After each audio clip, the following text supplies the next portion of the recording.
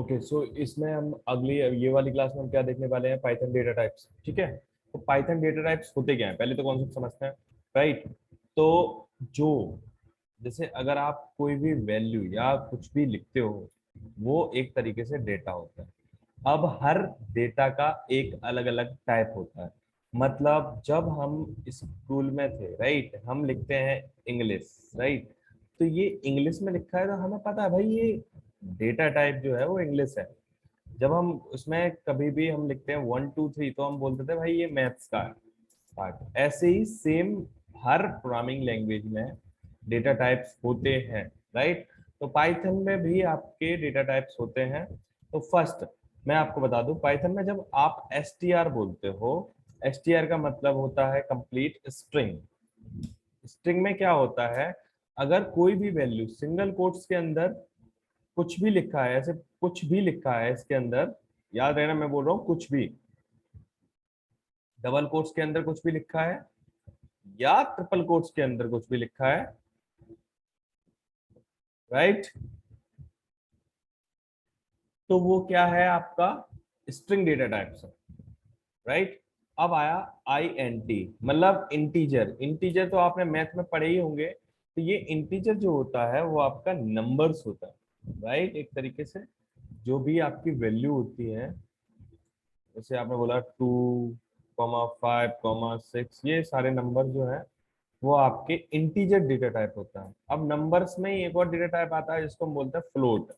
Float क्या करता है, जो भी वैल्यू आपकी जैसे 7.8 लिखा है या 9.5 लिखा है, जो भी वैल्यू आपकी डेसिमल में या पॉइंट में आप बोलते हो उसमें है, वो फ्लोट होती है। राइट, फिर नेक्स्ट हमारा होता है बूल डेटा टाइप।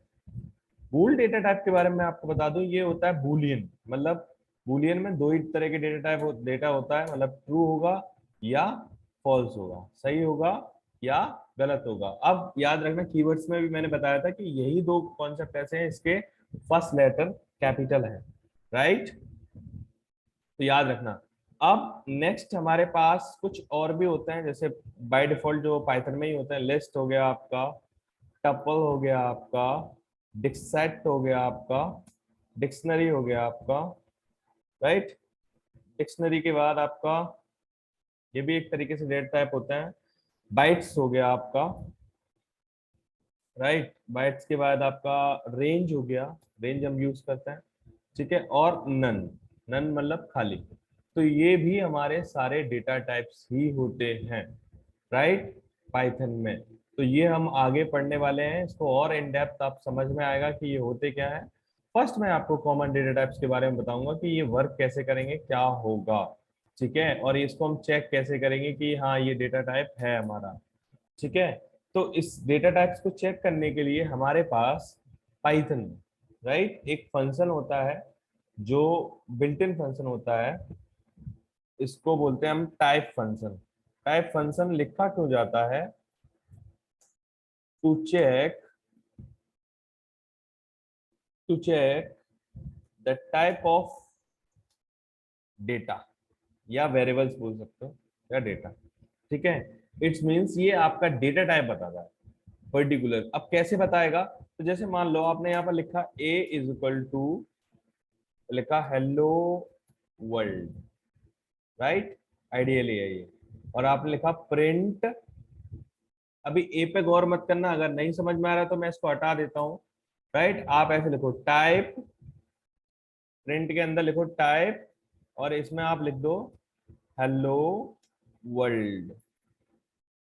राइट, जब आप रन करोगे इसको, तो ये आपको बताएगा कि ये जो डेटा टाइप है वो str है, मतलब स्ट्रिंग है।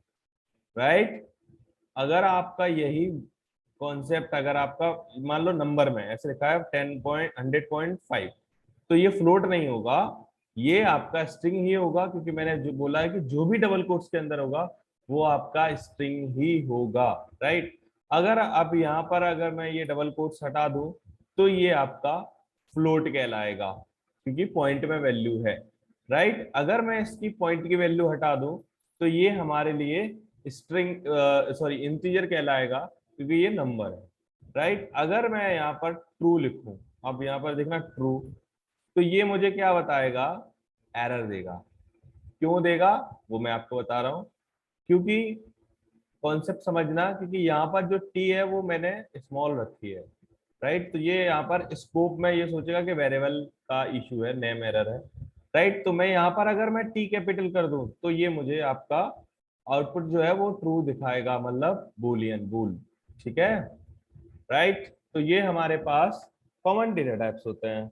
अब बात आती है कि हमारे पास और भी है, जैसे डेसिमल फॉर्म में कर लो आप डेटा को, हेक्साडेसिमल, बाइनरी, ऑक्टल, ये भी मैं आपको आगे धीरे धीरे बताऊंगा, समझाऊंगा चीजें होती क्या है, राइट। अब यहाँ पर ये आपने कॉन्सेप्ट समझा, राइट।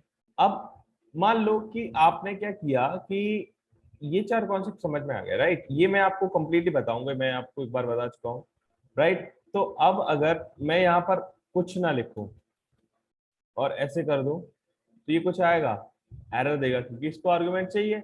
आपने इसमें लिखा नन, रन किया, और ये आपको डेटा टाइप नन टाइप बताएगा। क्या बताएगा? नन टाइप, क्योंकि खाली है, राइट। तो ये भी होता है, याद रखना, कभी कभी ये भी इंटरव्यू में क्वेश्चन आ जाता है, राइट। तो ये याद रखना, ठीक है। और अगर आपको कोई कॉन्सेप्ट अगर क्लियर है, क्लियर नहीं है, तो आप मुझे कॉल कर देना या फिर व्हाट्सएप कर देना, मैं आपका जवाब